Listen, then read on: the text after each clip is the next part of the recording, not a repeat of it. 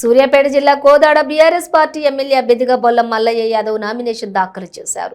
Returning అధికారి సూర్యనారాయణకు nomination పత్రాలను అందజేశారు. అనంతరం మీడియాతో మాట్లాడుతూ కేసీఆర్ కు జీవితాంతం రుణపడి ఉంటానని, ఒక బహుజన బిడ్డకు మళ్లీ అవకాశం ఇచ్చి ఎమ్మెల్యే బరిలో నిలిచేలా చేశారని, తప్పనిసరిగా కేసీఆర్ కు కోదాడ నుండి భారీ మెజారిటీతో గెలిచి తన నమ్మకాన్ని నిలుపుతానన్నారు. అలాగే టూరిస్టులు ఎన్నికల సమయంలో నోట్ల కట్టెలతోటి వచ్చి మాయమాటలు చెబుతుంటారని, అలాంటి వారిని మరలా టూరిజానికే పంపించాలన్నారు.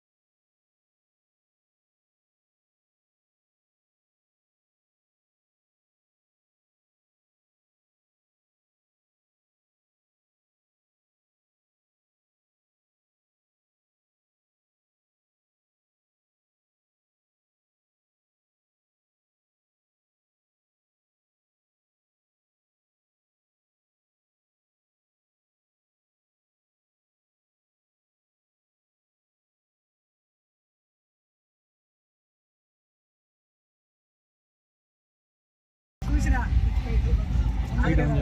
ఈ తెలంగాణ రాష్ట్రంలో అట్టడుగు వర్గాలకి, బలహీన వర్గాలకి, హరిజన గిరిజన తాడిత పీడిత వర్గాలకి, రైతు వర్గాలకి అందరికీ కూడా లబ్ధి చేకూరుస్తూ అభివృద్ధిని, సంక్షేమాన్ని రెండు కళ్ళుగా ముందుకు పోతున్న ఈ తెలంగాణ అభివృద్ధిని పరుగులు పెట్టిస్తున్న కేసీఆర్ గారి నాయకత్వంలో ముచ్చటగా మూడోసారి ముఖ్యమంత్రి కావాలని ప్రజలందరూ ఆశిస్తున్నారు. రెండోసారి కోదాడ నియోజకవర్గ అభ్యర్థిగా నాకు అవకాశం ఇచ్చిన కేసీఆర్ గారికి ధన్యవాదాలు తెలియజేస్తా ఉన్నాను. 2018 ఎన్నికలలో చివరి క్షణాలలో నా అభ్యర్థిత్వం ఖరారైన మరి కార్యకర్తలు ఆరు శశిధర్ రెడ్డి గారు అందరూ కూడా సహకరించి నా గెలుపు కోసం కృషి చేశారు. అదే రకంగా ఈరోజు మళ్ళీ రెండోసారి అభ్యర్థిగా నేను 5 సంవత్సరాల కాలంగా నియోజకవర్గంలో ప్రజలతో మమేకమై నేను పడ్డ కష్టాన్ని గుర్తించమని చెప్పేసి అడుగుతా ఉన్నాను. ఈరోజు తెలంగాణ ప్రభుత్వం కేసీఆర్ గారు చేసిన అనేక సంక్షేమ అభివృద్ధి కార్యక్రమాలను దృష్టి పెట్టుకొని ఈ కోదాడు నియోజకవర్గంలో గతంలో సంవత్సరాల తరబడి ఆగిపోయిన అభివృద్ధిని, అపరిష్కృతంగా ఉన్న అనేక సమస్యల్ని పరిష్కరించే అదృష్టం, అవకాశం భారత రాష్ట్ర సమితి తరఫున నాకు కేసీఆర్ గారు ఇచ్చారు. వారికి ఎప్పుడు కూడా రుణపడి ఉంటే ధన్యవాదాలు తెలియజేస్తూ, మరి ఇంకా ఇక్కడ అభివృద్ధి చేయాల్సిన అనేక రకమైన పనులు ఉన్నాయి కాబట్టి ప్రజలే దైవ కార్యంగా భావించి ప్రజాసేవ లక్ష్యంగా అనునిత్యం ప్రజలలో ఉన్న నన్ను మళ్ళొక్కసారి అసెంబ్లీకి ఆశీర్వదించి పంపిస్తే కోదాడు ప్రజల ఆకాంక్ష నెరవేర్చే విధంగా ఇక్కడ ఉన్న సమస్యల్ని అసెంబ్లీలో ముఖ్యమంత్రి గారితో ఒప్పించి మెప్పించి నిధులు తీసుకొచ్చి అగ్రభాగాన నిలబెట్టడానికి ప్రయత్నం చేస్తానని చెప్పేసి తెలియజేస్తూ, ప్రజలందరూ ముక్త కంఠంతో ఈ తెలంగాణ ప్రభుత్వం అమలు చేస్తున్న ఏ సంక్షేమ కార్యక్రమాలు కూడా రాజకీయాలకు అతీతంగా, పార్టీలకు అతీతంగా, పక్షపాతానికి సంబంధం లేకుండా ఈరోజు అన్ని వర్గాలకు ప్రజలకి పథకాలు అందిస్తున్న ఈ తెలంగాణ ప్రభుత్వాన్ని ఎన్నికలు వచ్చినప్పుడు పార్టీ అనే ఒక వివక్షతో కాకుండా అభివృద్ధి చేసిన పార్టీగా గులాబీ జెండాకి అండగా కారు గుర్తుకు ఓటేయాలని నియోజకవర్గ ప్రజలందరూ కూడా విన్నవిస్తూ ఉంది. ధన్యవాదాలు.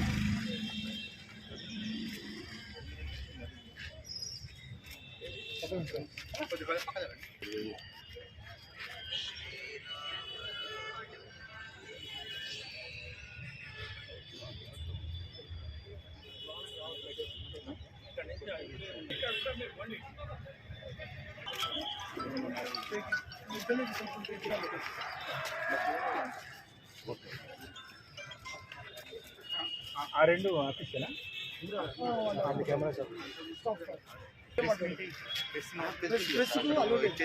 Sir camera